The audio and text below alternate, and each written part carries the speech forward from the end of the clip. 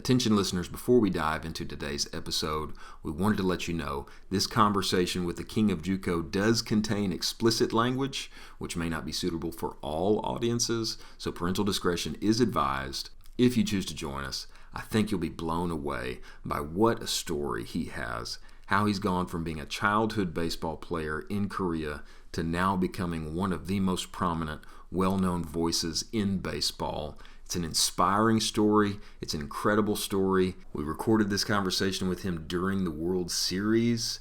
If you continue listening, you're in for a special one. Now on to the episode. Welcome back to the Bruce Bolt Podcast, where we talk with baseball's best and brightest. Bear is back, although slightly under the weather. Slightly. He's playing through the pain. And today, the reason you're doing that is because we got a very special guest. We do. 1.5 million followers or more across all platforms. That's what I've heard. A little calculation on my part, may even be bigger than that. Drafted by the San Francisco Giants just a few years ago. And it's Mr. Lift Big, Throw Gas, Hit Bombs himself, Eric Sims, King of Juco. Round of applause, everybody. Let's go. Yeah. Thanks for having Eric, me on, welcome guys. to the Appreciate pod, it. man. Thank you. Very excited to be here. You were at Game 5 last night, right? I was. How was that? That was insane, right? It was insane. The atmosphere is crazy, and the game was pretty close until the end. And then the fans were on their feet, man, most of the time. And it's my first World Series game ever. It was a pretty incredible atmosphere. And I got to meet a lot of the baseball influencers and pro baseball players and stuff like that. So it was just a nice little cool, little getaway from what I'm doing on a daily basis and kind of seeing familiar faces. So that's an insane first game to get to go to. Game 5 where the Rangers take it home for their first title ever. Dude, I mean, it was a good game. It was actually a really good game until the last inning, and then Sewell kind of gave it up at the end with a Simeon bomb and stuff like that. But yeah, it was just fun to watch baseball in real life, man. Because we all watch it on TV, but when you go just watch it, it just atmosphere is crazy. People like D-backs fans, man, you gotta give them props. They were on their feet most of the time. It was pretty exciting. Yeah, no, that's cool. I saw you met D-Sarm. D-Sarm, that's right. Yeah, I've done some stuff with him prior, and he's a homie, so. Yeah, so my dad and I, we went up to Game 2 the other day. And okay. So that's right. He said he was there. Yeah. Yeah, no, that was the only game the Diamondbacks won. We were at that one. So either we're a bad luck charm for the Rangers or a good luck charm for the Diamondbacks. I don't know however you want to put it. All right. Well, so that's super cool. Let's kind of move in before we go to anything baseball. Just kind of tell us about you. Tell us about your, how you grew up, where, just your background, like the story of King of Juco. Little origin story. Yeah, my origin story is not the usual. It's a little fucked up, actually, to be honest. But yeah, I grew up I was born in South Korea. Grew up there as a child, and I grew up playing baseball there. Now, playing baseball over in Korea 20 years ago, it was insane. So let me just tell you my day-to-day how it was when I was 10 years old. Okay, when I was 10 years old, I'll take the bus in the morning. Wouldn't go to school. We go straight to practice. We go straight to the field, right? Oh yeah. If you play any kind of sport in Korea or Japan, these other countries, you do that. That's what you do. Because I think because competition is so crazy over there with such a little land, just little opportunities, so people just go full send. So when I was 10, right, hear me out. When I was 10, I will take the bus. It'll take me 45 minutes to get to practice or get to the field. Okay, I get to the field. We practice, man, from 8:30 in the morning till literally fucking 7-8 p.m. It was crazy. Seriously. And again, we're talking again, it's less like that now, as what I heard. But I mean, it's still a lot of that is still happening. But I mean, I just get beat up, man. It's just crazy. Coaches were like gods over there, and I'll never forget this. We're taking in and out. I'm a catcher. I've always been a catcher, and I'm at the home plate. And coach hits a fungo to left fielder, right? Left fielder catches it and just yips up a throw. Kid is 10, 11, like my age, And then coach goes, "Hey!" And then the left fielder sprints all the way from left field, right? Gets in the push-up position, and he literally hits him with the fungo couple times on the butt area. and then he runs back crying to his position, and you do it again. Like that was what I was used to. It's just a culture shock for you guys, obviously. Even what was a culture shock was when I moved to Canada after that, right? I moved to Canada when I was 13. Okay, so I grew up playing baseball in South Korea. And I moved to Canada when I was 13. When I went there, the practice was like 45 minutes, and coaches are giving you high fives. I'm like, what the fuck is a high five? I've never seen that, like it was just an insane adjustment for me. Of course, my biggest challenge was when I moved, I didn't speak in English, so that was a biggest challenge for me to learn that. And obviously, I speak it well now. But yeah, man, just grew up in South Korea, just in a really hectic baseball setting. All I knew was baseball, baseball, baseball, nothing else. You don't go to school, you gotta make it. If you don't make it, you're just gonna be a loser. Okay, so you gotta make it to the KBO, which over here is the big leagues. So you just gotta make it. That's it. That you don't do anything else. And me going to that until I was 13, I started playing ball when I was 8 to 30. So about 5 years, I didn't really go to school, man. I didn't learn anything, nothing. Like I just played baseball.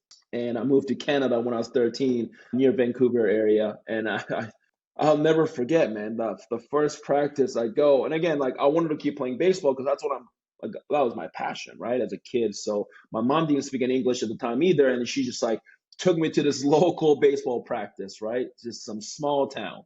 And I go and just like coach is smiling. I'm like, why are you smiling at me? Like you should be mad, like he's like smiling, giving me a high five. Like, what is happening, right? So, and the practice was like an hour. All the kids were smiling, running around, basically like fucking around. Nothing, no practice is getting done. It's just having fun. And I'm just like, this is wild, Like to me, that was such a culture shock to me. Is like baseball's fun. Like what? Because I was so used to just like tense 24/7. We were practicing 10 hours a day. Our parents in Korea were like forced to come and cook for us for the entire day and stuff, whether you want to or not, doesn't matter. Like when you're playing baseball or any sport over there, seriously, like your parents are fully involved, everything, right? And it's just like going from that to an hour practice, having fun, smiling, giving high five. I'm like, this is sick, like so I'm just like, this is awesome. And of course, that from then on though, instead of playing it as my like a fucking I have to play, that became more of a oh shit, like it's fun. I like baseball now, so I started to enjoy baseball a little more. And again, a lot of people might be like, dude, like what? But again, at the time in Korea, the culture difference over there, coaches are like gods, like whatever they say you do, there's no ifs or buts, you do it. You know what I'm saying? So it's from all that to Canada, and I went to high school and everything in Canada. It was fantastic. Now obviously the challenge was speaking English, right? Because English is, I mean, you don't just pick up another language like that, right? So it took me about 4 or 5 years just to get like some hearing, like I couldn't speak. Like, I mean, I couldn't speak for years. So all I would do, I would go to English second language classes, ESL classes, just to pick up little things. But I mean, those are a very slow progress, right? And be in mind that I didn't go to school in Korea either. So I didn't know how to like study, like I didn't know how to do any of that. So I need to pick all that up while going to ESL classes. But while you're going to ESL, it's not like you just do that. You still got to go like math classes and stuff like that. I have no idea what the teachers are saying. You know what I'm saying? So I'm just trying to like just read facial expressions and figure out what the hell he's trying to say. And I have no idea what's going on, So, and I did that my whole high school career or high school years. So I basically didn't speak a whole lot for like the first 3 years of high school. And I mean, that's not easy, right? Especially if you're a high school kid, you want to, like be a kid, right? I mean, you want to hang out with your friends or whatever. It was tough for me. Luckily, I did play baseball. So I did have like baseball friends, and they were I mean, in Canada, I mean, the kids were so nice, and there's like so like they'll use their hands to communicate with me, which was fucking fantastic, like so I'll never forget that, man. Some of those friends I still talk to this day, and I went to high school there in Canada, and I did take baseball pretty serious, obviously coming from Korean culture. Like it was still like I just want to see how far I can make it, right, in baseball. So kept on playing hard. I played well in high school, but it is very hard to get recruited, especially we're talking about over 10 years ago, and it's a small town in Canada. So like nowadays, kids can throw up a video online. You can get a bunch of coaches DM you, right? So we didn't have any of that. So I basically just had to like ball out every single day and get that. There's like a small window of going down south. Now, I wasn't that good to go to like play for Team Canada and stuff like that, which a lot of the really good kids did. So luckily, though, my junior college, I went to Juco in Kansas for 2 years, called Kobe Community College. The coach's younger brother saw me playing up in Canada, and he's like, "Oh shit, he's pretty good," you know. So he called the brother, who's the assistant coach at the time. He drove from Kansas to Vancouver, which is about 30 hours in his little shitty little truck with his little dog. He like came out, I'll never forget that. He came up, saw me play, offered me a scholarship right away. So I signed full ride to Kobe Community College. And for me at the time, because I don't come from like super wealthy family, even like immigrating to Canada and stuff was a lot of burden for my family. So I needed money to go to college. You know, I couldn't go somewhere where my parents are paying for it. That was not an option. So for me, full ride was everything, and I ended up getting full ride to go to the small, tiny JUCO in Kansas, and that's where my whole brand kind of started too, right? So I went there. It's shitty, you know. It's a town of about 5,000 people. Okay, Let's go. There's nothing to do. I'm talking fucking. There's nothing. There's like a little shitty bowling alley, and that's about it, man. That is about all that town's got. And that was a blessing to me though, right? Because especially if you're 18, 17, you're a shithead. You just need some ass kicking, you know, and that's exactly what I needed at that age, to go to a small, tiny JUCO in Kansas. And like, there's nothing else to do but ball out and go to school and make sure you get decent enough grades so that I can play baseball. You know what I'm saying? So yeah, I ended up balling out. My freshman year was tough. It was an adjustment, right? I'll never forget it, man. I've been to a lot of changes. Obviously, you've seen, like, I went from Korea to Canada to like Kansas and stuff like that. It's a lot. You know, it's a lot for a kid to take, but I'll never forget it because in high school, like I said, I was good. I was a good player. I was better than most kids. I went to JUCO. I remember the fall practice. First day, I show them like these. Everyone's bigger and stronger, man. These dudes are hitting fucking tanks over the fences. I'm like, because I never lifted. Like, working out at the time when I was in high school was not a thing. Like, we're talking again years ago. So like, that was not. These kids nowadays, I mean, they fucking lift when they're like 13. They have a full-on program and stuff. It's wild. But like, we didn't have that. So I went and I never lifted weights. And I go to a JUCO, and these kids were like lifting weights. I'm like, what? Why are you lifting weights? Like, that was not a thing. I thought all I had to do is practice baseball all day, you know, like, be better. But like, kids were stronger, faster. They were throwing harder, obviously. So I'm seeing, instead of seeing, I don't know, 78, 82, you know, sometimes you'll see mid 80s in high school. If you throw 90, you're fucking like, you're Team Canada, you know, basically is where I came from. To like seeing high 80s all the time, right? I'm like, wow, damn, dude, like with off speed and stuff like that, right? So, and I remember that first fall practice, I go there and I was not that good, even though I was on a full ride. I was barely hitting the ball in the infield and stuff. That was probably the biggest ass kicking in my life. I'm like, okay, I thought I was good. I'm not that fucking good. I'm a nobody. So from then on, man, I basically just worked my ass off. I recently linked up with my JUCO coach as well. He came up to see me like a few days ago because his daughter was having like a little baseball tournament. We're still talking about my old days. I'll take the cage keys from the coach, and I'll just go and key will be gone all the time because I'm fucking in there. You know, like, I was in there every day. And we didn't have an indoor facility. It's a JUCO, man. I mean, shit, you don't expect a little D1 facility, you know? So we threw in the optic. Winter gets really cold in Kansas it was snowing with windshield. It was terrible. So all I had was a shitty outdoor cage, which I had to hit out there most of the time. Even though if it's snowing, I don't give a shit. I'm out there, you know?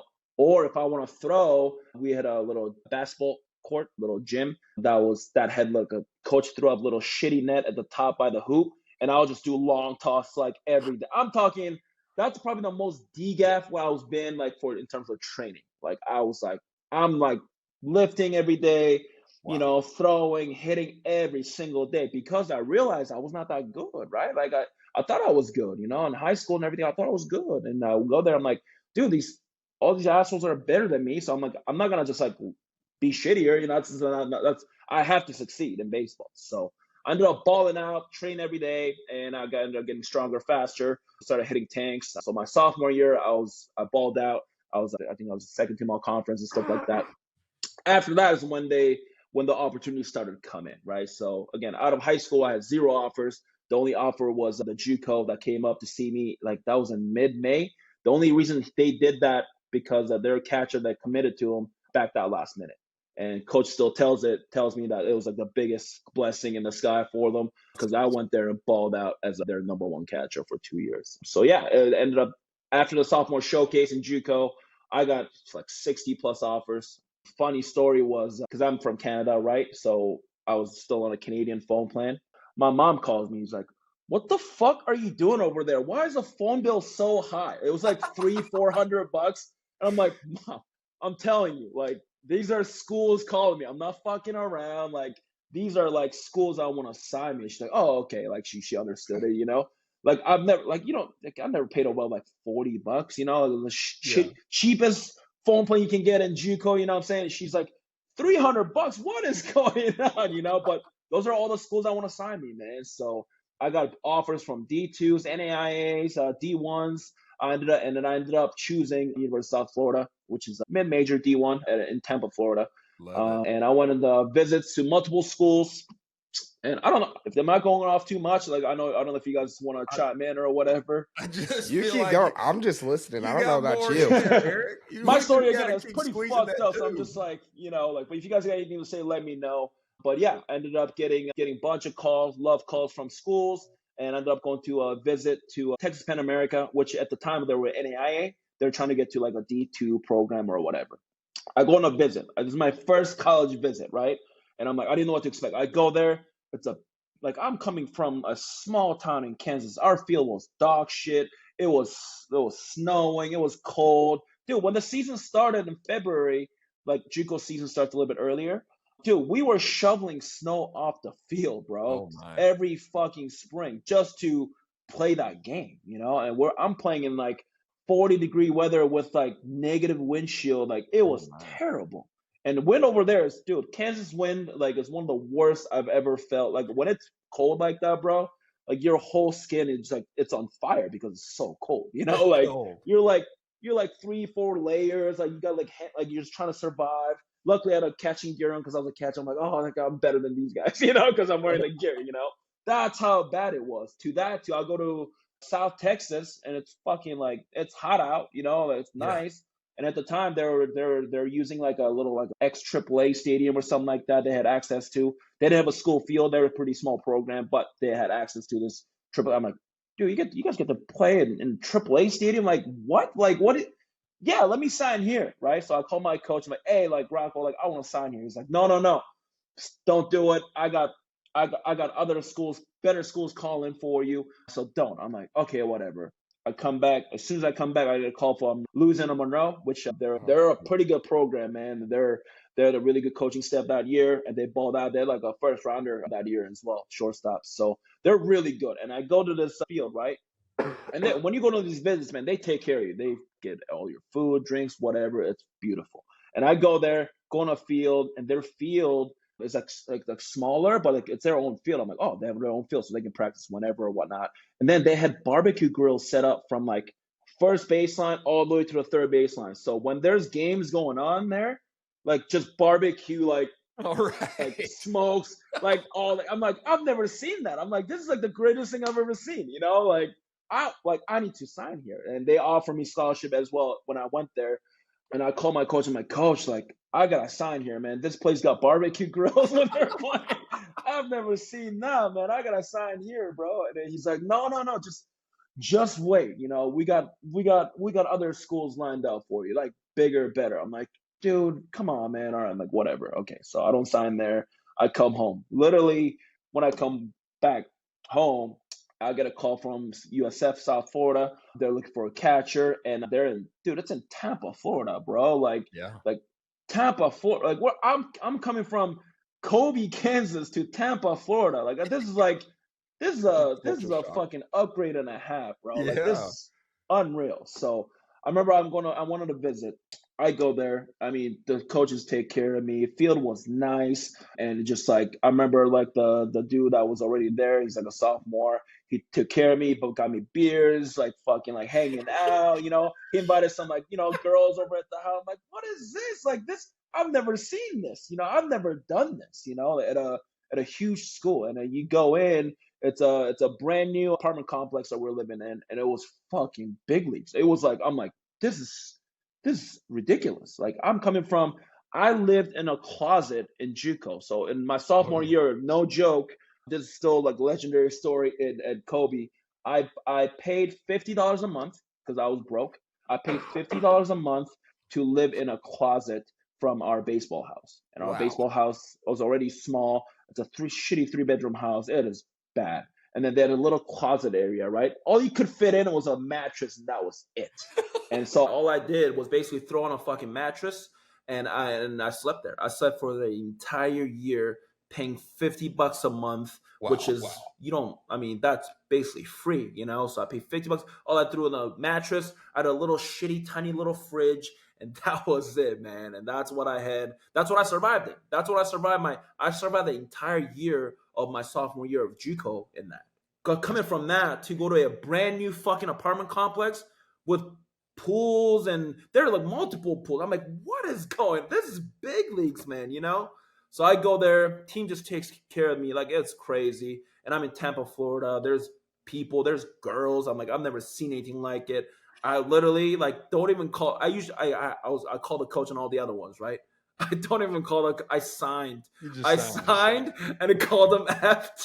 There we go. And he was so mad because apparently he had like UNC, some big programs lined up. Wow. But just like, bro, I signed. Fuck. It's like, for me at the time though, it's just like coming from a small town in Korea to small town in Canada to a very small town in Kansas.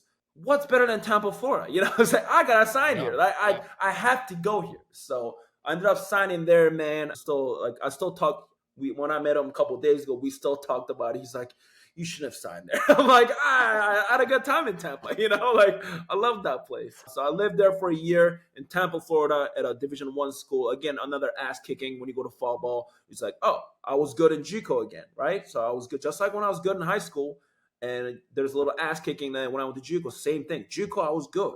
But now I went to a pretty big, at the time we're ranked like a 50th in the nation. So like pretty good D1 school out of 300. So I show up, we got like dudes that got drafted in high school, didn't sign and shit like that. I've never played with anyone like that, right? So they're like very toolsy, like dudes that were throwing like 90 plus. We had a starter throwing like 92, 94. I'm like, whoa, this is a different ball game now. You know what I'm saying? So I show up again, I shit the bed first week, and I'm like, okay, all right, that's fine though. But now I'm used to that. Now I'm used to this challenge, right? So, and I'm not afraid to take on that challenge. So I ended up fucking balling out, fucking lifting. And that was the biggest change lifting wise, because we in JUCO at the time, the only workout we did was P90X. I don't know if you guys remember. P90X is like it's basically like a weight loss program that these jabroni made for regular people.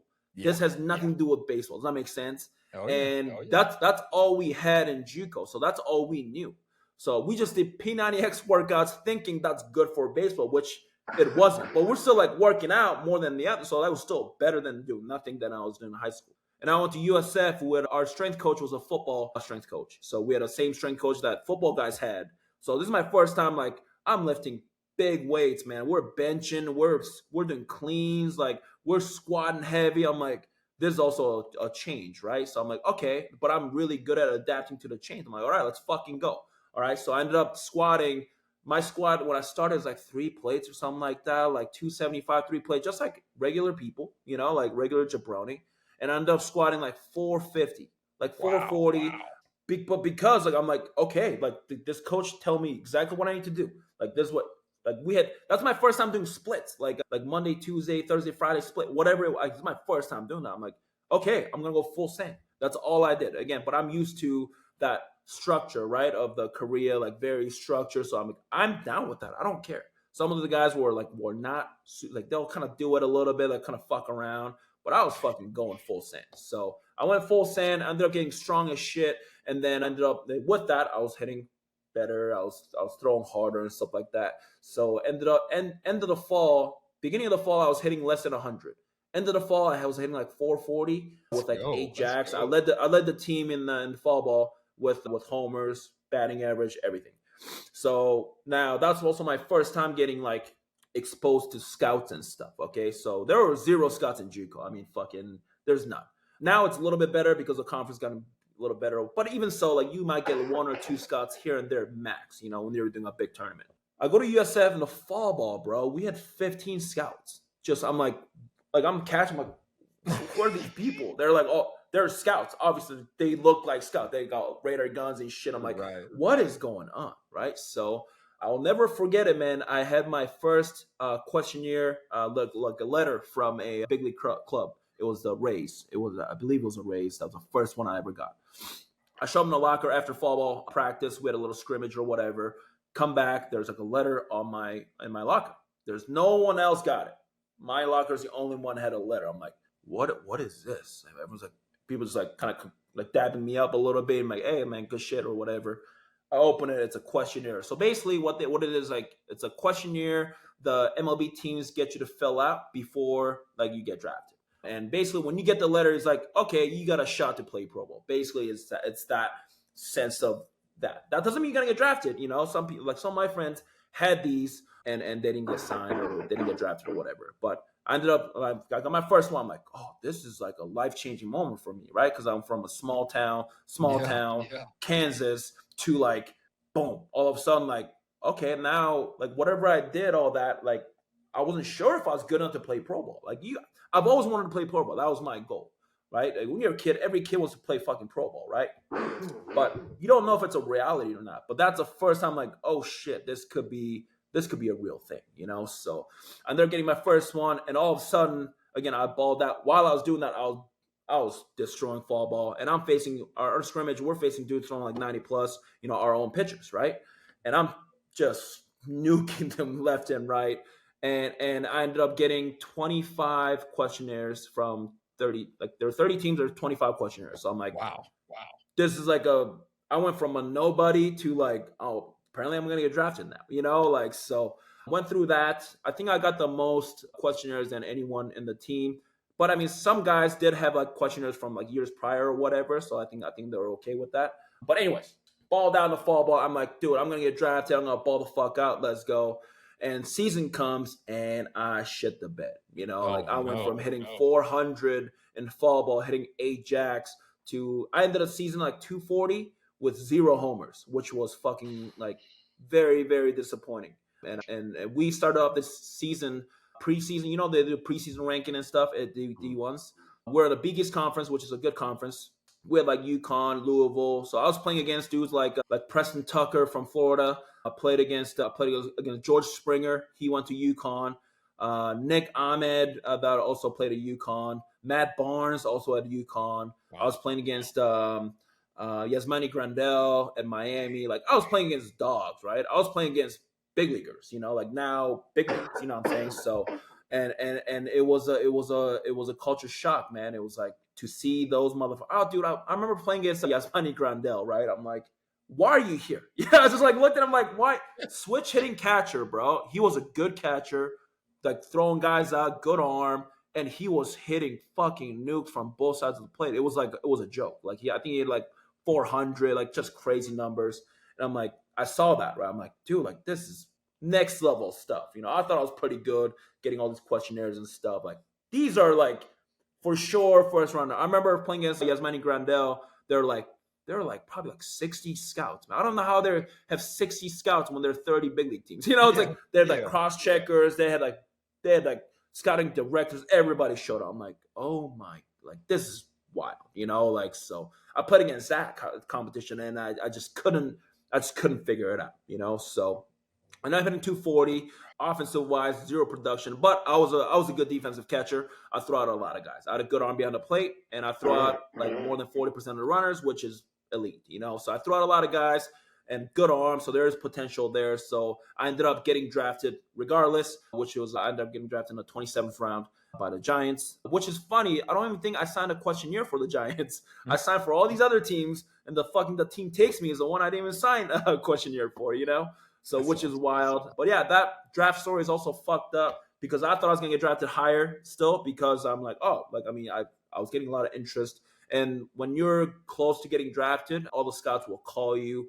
and be like, hey, like we're looking to take you whatever round. Like, so at the time, right before the draft, I was talking to the Braves a lot. Braves were like all over me. Their scouting, scout and the scouting director were calling me all the time. So I remember we were at the biggest conference tournament, and I was getting a call every single day from the Brave scout, which is a good feeling, like when you get a call from scout, like he's checking on me, like how'd it go, like hey man, good shit today, like if he's watched me or whatever, and like hey, like how you feeling, how's your body, like I'm like I'm healthy, I'm ready to go, and they'll ask you things like what are you willing to sign for, and I'm like I'm good for slot money, which every slot has a designated amount. Like I'm fine with whatever slot money. I'm not looking for too much more. And they're like, okay, cool. And so they're willing to take me between 8th to the 10th round because again, I was a really good defensive catcher. With again hitting wise, they probably thought they could fix me or whatever, right? So I'm watching the draft. I'm talking to the Brave scout every day, basically until the draft comes up. 8th round comes, nothing. 9th round, nothing. 10th round, nothing. I'm like, fuck, man, what's going on here? 15th round, nothing. And I literally just closed my life because I'll never forget it. I was in Canada because during the draft, I got it's after the season or whatever. So I talked to him all through it. We got done with the tournament. We didn't end up not making it. I flew home and I was just like waiting to get drafted. I was like mid June or whatever, early June. And after the 15th round, man, I literally was just looking at the laptop like this. I'm just so mad, like just so angry because like I thought for sure I was gonna go 8th, 10th round. Slot money at the time for a 10th round was like 80,000, 100K. That's a lot of money. Like I need that because like I don't have much money. Nothing. So I closed my fucking laptop, bro. I'll never forget it. I was driving to the gym because I was so mad. I'm like, I'm gonna go PR and everything. You know what I'm saying? I was like, I don't even drink pre-workout. I crush pre-workout. I didn't even drink I'm like, I'm fucking gonna go lift heavy today. Close my laptop, driving, and all of a sudden I got drafted. I found out I got drafted in the 27th round by the Giants. I got a call from the Giants fucking scout or whatever. And I mean, I could have been nicer probably, but I was like, all right, cool, see ya. Boom, that's it. And I signed for 15K as a 27th rounder. Again, money drops hard when you get. That's why people say top 10 rounds all the time because of that. So, anyways, I ended up getting that. I signed, and then from then on, I became a San Francisco Giants minor leaguer. So and I was with them for 6 years. So okay, so my question is have you ever told that story? I mean, to anybody else? I mean, this is an incredible story. That was the best story I've like one of the like I was so just like when you paused us or when you paused and you're like, do you guys have anything that you want to say? Like if I'm talking too much, I was like, no, just keep talking. Like I'm loving every second of this. Yeah, because I wasn't sure because I'm just going off, about my life story. But again, I think I can share a lot because I've been through so much. Again, I think that's what makes me different, unique than the regular jabroni or whatever. But yeah, man, I've been through a lot, but also all that experience, right? Going through all that, going from a small Canadian, Korean, whatever the fuck I've been through, plus Juco, like, and all of a sudden, like the getting drafted, going to a D1, like I've been there and done that, and I've never made it to the big leagues, but I mean, my story is unique, and I think that's what makes me successful the way I do now. Like I'm a fucking content creator now. I didn't see myself doing this. Like when I first moved to Canada, like I couldn't even talk because I couldn't speak English. I was very shy, right? From that to like what I am doing now on a daily basis. Definitely doing not this, shy now. It's wild, So I think all the experience I've been through that kind of shaped me to who I am now, and that's why I think I'm a lot better off now than ever before, because I've been through all that. So this is the. Of course, I didn't know that you were born in Korea, and I didn't. A lot of people don't know, right? I didn't know that you had that crazy experience about, man, it's just baseball all the time, no school. You're just living on the diamond, and parents are cooking for you, and you're going every day and 45 minutes to the field, and if you miss a ball, you're getting spanked with the fungo bat. I mean, I remember, I'll never forget because, like I said, I had to ride the bus for 45 minutes each way. So we go to practice, right? And you fuck up, you get beat up. Okay, so I basically like fucked up, got beat up. On the way back, the 45-minute bus, I couldn't sit down because I was hurting so fucking bad. I was 11 or whatever. in the bus crying, just standing up, like I'm just like holding onto his poles because I'm not even tall enough to grab onto that. It's like just crying on the way home. Like that's what I've been through. It just. Wow. But again, that was. But I was. It's not like I'm the only one that went through that. Like all my teammates were going through the same shit. So it's not like it was just me. So it's like you just gotta do it when it's like a cultural thing. You just do it. Now I think about it. I'm like, if coach touches me, like, I'll fuck you up. Like, but I couldn't do that when I was a kid. Like that, Right. you just do it. So. Yeah. Let's think about that next time coach yells at us and we start crying. Let's think about what King of Juco went through. You know what's fascinating too is that you come over to Canada, bro. You don't know English, and you've got to enter into the school system. You hadn't been in school in 5 years. You got to pick up the language. You got to try to manage math and science and just that whole aspect to it. Now, I mean, even just learning to study and catch up, and through that whole thing, that formative experience coming through the different countries and cultures, eventually coming to the United States and figuring out the college JUCO landscape and thriving there. I mean, now what you do is you talk on the internet. That's what you do. That's what I do, man. And that's crazy though, because honestly, if I didn't go through that, like my English won't be as good, or there are a lot of things that I benefit now because I went through so much. Like if I didn't play baseball, like if I just moved to Canada, like I don't think my English will be as good as it is now, or my people skill will be as good as now, or my shyness or whatever. Like I'm not afraid of nobody now. Like so all that stuff. I think I benefit now from going through those experiences of it sucked, like dude, learning English, like I've done a lot of hard stuff, but learning English from not knowing anything is by far like the hardest shit I've ever done. Like, I mean, that you like imagine Bear right now, they're like, okay, you're gonna ship you out to Japan and you need to survive. That would be horrible, because you don't speak Japanese. Awful. You just literally go, you have to go and survive. Like in their culture, they eat their food, everything, right? So, and there was no turning back for me. I'd never visited I was like, I had to stay here and survive, like so. But when you get into that situation it sucks, especially at that young age. But at the end of the day, though, all that experience I've been through, it made me who I am now. So I'm thankful for it. I wouldn't do it again, like fuck that. But like I'm better off now because. For sure. I'm looking forward to watching the King of Juco movie someday. Yeah, I was just about to say that's going to be a movie. Hey, let's get on Netflix, baby. Bert Kreischer did that movie on his whole experience over in Russia. Yeah. You can do King of Juco's experience. Yeah, in Korea. We'll go to Korea, Canada, and we'll fucking go to my Juco and then like finish it there. I mean, it's powerful because I feel like you're an embodiment of the American dream, man. I mean, you came here, man. You learned the language, brother. You hit the weights. You found a way to succeed on the field. You worked your way up the ranks. You got into pro ball. Now you're making your living on the internet, talking about baseball and just crazy adventures on social media and all of that. It's powerful.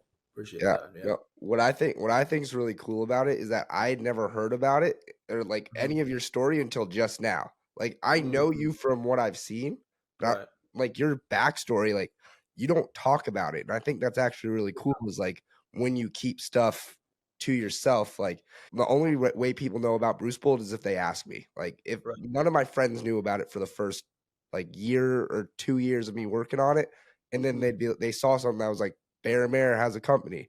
But like I feel like that's kind of the same thing for you. No one would ever know that about you unless you said it. And I think that's kind of like a cool thing that, you don't use that to, bring yourself attention. It's there. If you want to hear it and ask about it, ask me about it, but you don't use it to bring yourself attention. You are just you. I think that's really cool. I feel like we just got like a little Bruce Bolt exclusive here. Yeah. No, we got the backstory. We got the drop on it.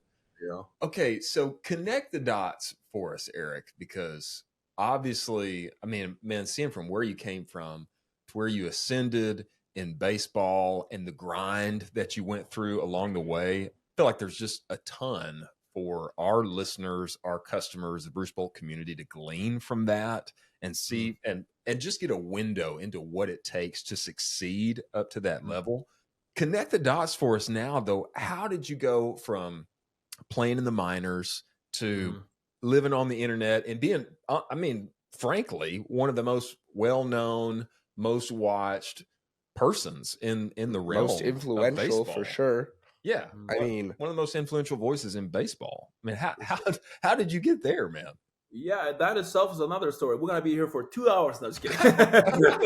But yeah, so I got done playing baseball when I was age 27, 2016. I ended up getting a call from Pro Ball, and those calls are very, very short, man. I was there for 6 years with them. I know everybody there. Like I was close with everyone, and all it is, man, is a quick little 5-minute phone call, bro. He's just like, hey, we love you, but we got no room for you. See ya. That's it. That's all it was. So I got that call, right? And I'm 27, and I don't have a degree because I didn't get to finish school because I got drafted as a junior. So I didn't have anything to really fall back on or anything like that. And so I didn't really have any plans. So I ended up playing a little bit more. I tried to get signed again, played indie ball and all that. Didn't pan out. So what I ended up doing was I ended up taking over a bar as a bartender. So I started as a bartender and I ended up becoming a bar manager. So I did that for 4.5 years. So I ran a small bar in Canada for 4.5 years while I was doing it. So when I just got done playing baseball, I'm done with training. I'm fucking over it. And I was broke.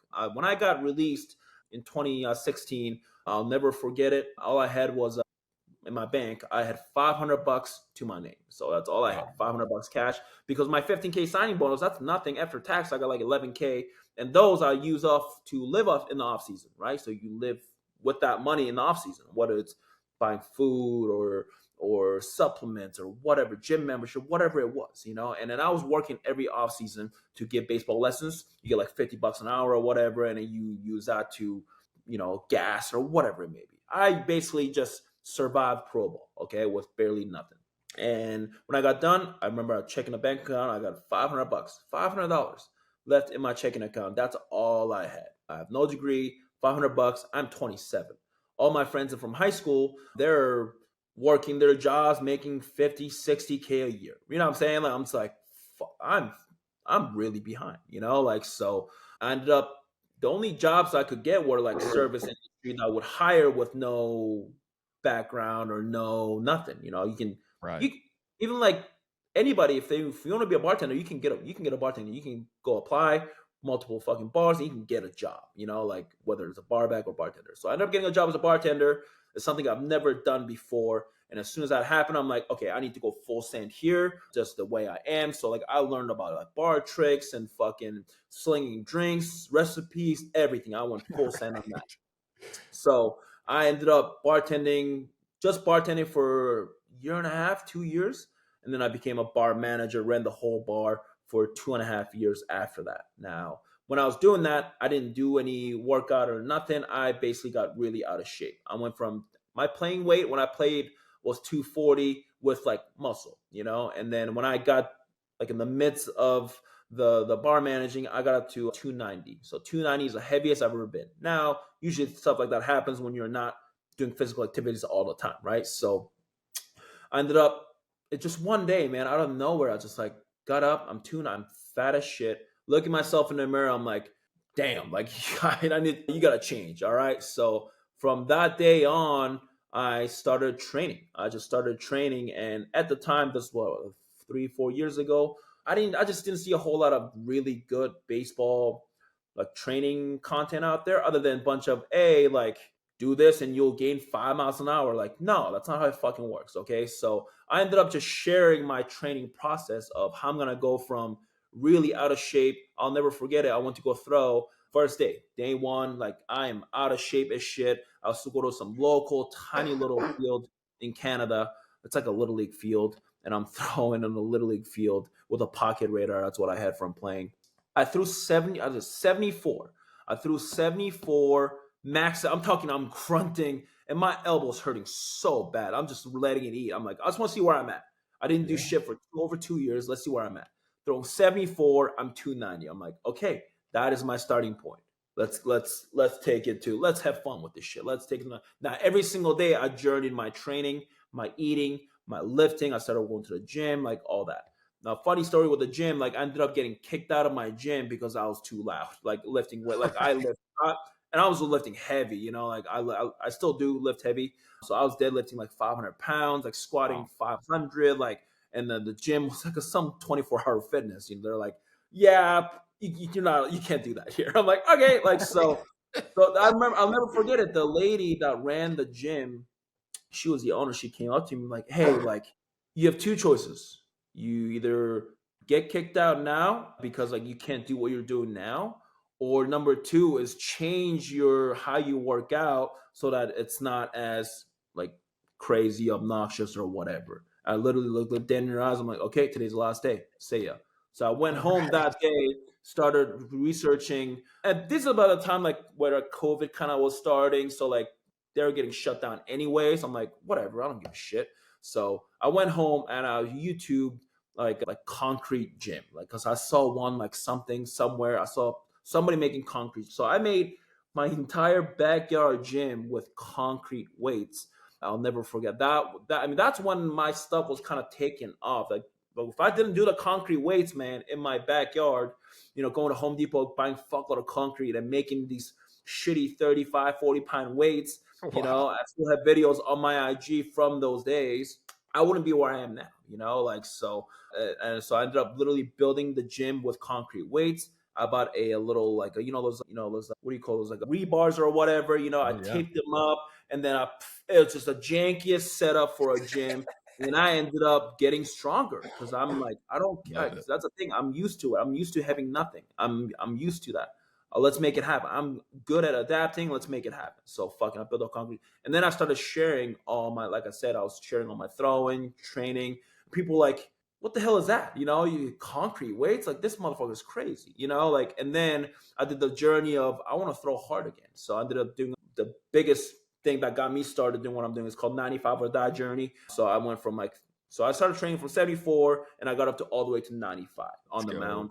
And I was training, and I trained every single day, every day, 0 days off. I trained and I documented this every single day. It's on YouTube as well. It's my first YouTube video that did good. And I trained for 151 days straight, every single day. 151 days straight, which is like 4 months or just over that or whatever. And I went fucking full send. All I did, basically go to work, get that done, come back, and I'm fucking training. And you know what I'm saying? So I went to, when I was bar managing too, I was working 12, 14-hour days sometimes, because we had functions and we had I was doing everything, so, and it was a lot, but when I came home, bro, there's no, I am doing everything I can to throw 95, that was my only goal, so, and I ended up getting there in 151 days. And that's when my social media kind of started to take off a little bit. And then when I got done with bar managing, because I met my wife here before, so we're doing long distance for 4.5 years or whatever. So I'm like, this shit's got to, she's over it, So I'm like, all right, it's time to move. So I came down to the States, and I didn't really have any plan. This was not an option or a job or anything like that, being a content creator. At the time, my social media is growing. I have 10K followers or whatever on IG, but nothing crazy. So it's not like I'm going to make money doing it, I was doing YouTube, but they're not making any money. You know what I'm saying? I'll never forget it. When I first started YouTube, man, I didn't get to 1,000 subs in over a year. I think it took me a year and a half to get to 1,000 subs, because there was no shorts or anything like that at the time. And now I get a fucking 1,000 a day. It's wild. You know what I'm saying? Wow. It's just crazy amount of growth. But yeah, that's how all my stuff started. I came down here with nothing, but I did save up a little bit of money managing the bar and running the bar for 4.5 years. So I was like, okay, when I first came down here, and I was gonna just chill for, I don't know, half a year, trying to figure out what I want to do, whether it's most likely I was going to get a job as a bartender, something like that here. Hopefully I can move up the ranks here as well. And when I first got down here, my buddy Taiki called me. I trained at Driveline with Trevor and Taiki and all the people. And he hit me up. He's like, hey, are you in town? I'm like, oh yeah, yeah, what's up? He's like, hey, we got this momentum, like a content creating baseball company. Like, I mean, and you're like perfect. Like, you just want to like see what happens with it. I'm like, sure. Like, so give me a camera. And basically I ran around with that camera everywhere, whether it's live at bats or whatever, just not knowing there's going to be a job. I'm just doing it because I love baseball. And I don't really have anything else to do, So I started running around with this camera, man. I mean, I don't know if you can see, this is a There camera. it is. I don't know if you can see the tape job here. Shout out to duct tape, very Juco style, because that's all we do here.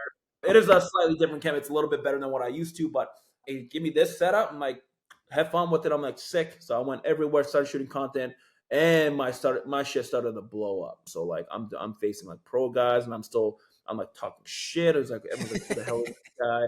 I'm not. And I'm good. Like I play baseball. Like I play baseball all my life. I'm pretty good. Like that's one thing I'm good. One thing I'm good at is baseball. I might be shitty at a lot of things. I am good at baseball. So I'm like, this asshole's talking all this shit and he's hitting tanks of these pro guys or college arm, like throwing like 90 plus. Who is this guy?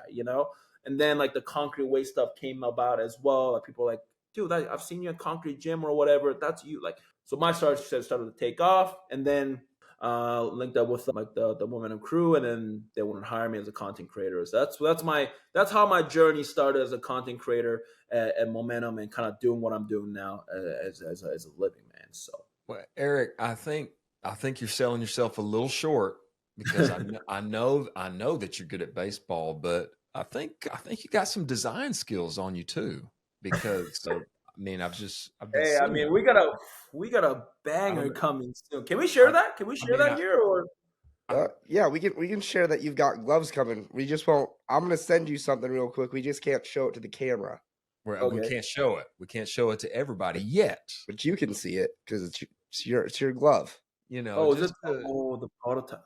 Just to clue everybody in. Sending through right now, but you'll get it in about 2 seconds here.